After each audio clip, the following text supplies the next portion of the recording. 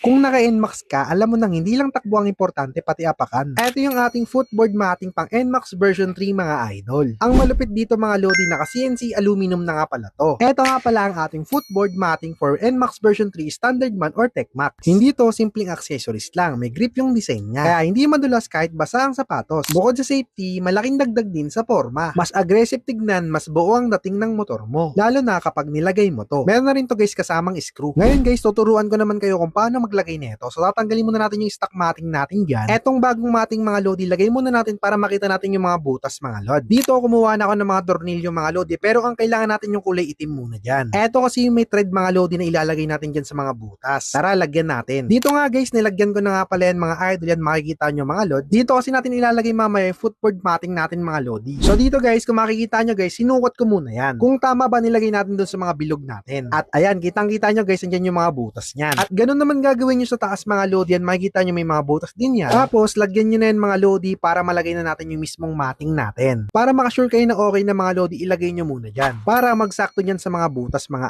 idol. At eto na guys, talagay na natin yung ating CNC aluminum mga lodi. At ayan, kung makikita nyo guys, sakto talaga yung nilagay natin. At dito, makikita nyo guys, talagyan na natin yung tornilyo yan para mag-thread na. Tapos gamitan nyo lang ng Phillips screw. At ayan guys, nalagay na natin at pwede nyo nasikipan yan lahat. Ganon din yung gagawin nyo mga lodi dito sa baba. Pwede nyo sukatin muna yan mga lodi para hindi kayo magkamali pag nilagay nyo na yung mga screw na yan. At eto na siya ngayon mga idol, nalagay na natin yung ating matting mga lods. Guys, uulitin ko nga pala mga lodi, pang version 3 to mga lodi, standard man or TechMax. May mga kulay nga palang available dyan sa basket natin mga lodi, pwede kayong mamili. Kaya i-check mo na lang to dyan sa yellow basket natin idol. Salamat!